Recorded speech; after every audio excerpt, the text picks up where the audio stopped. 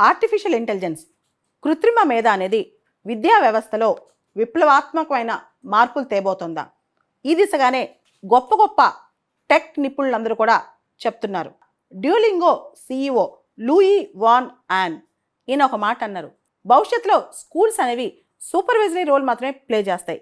Artificial intelligence instructors వచ్చేస్తారు.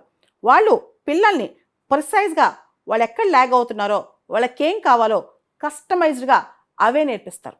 మనకు తెలుసు, క్లాస్ రూమ్లో అందరు విద్యార్థుల్ని టీచర్ అడ్రస్ చేయలేరు, వాళ్ళ నీడ్స్ని అడ్రస్ చేయలేరు.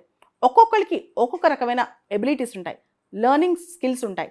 దాని ప్రకారం వాళ్ళకేం అవసరమో కస్టమైజ్డ్గా ఏఐ ట్యూటర్స్ వాళ్ళకి హెల్ప్ చేయగలరు. ఇవి రెగ్యులర్ హ్యూమన్ ట్యూటర్స్ కన్నా కూడా ఏఐ ట్యూటర్స్ ఎక్కువగా పర్ఫామ్ చేయగలరు.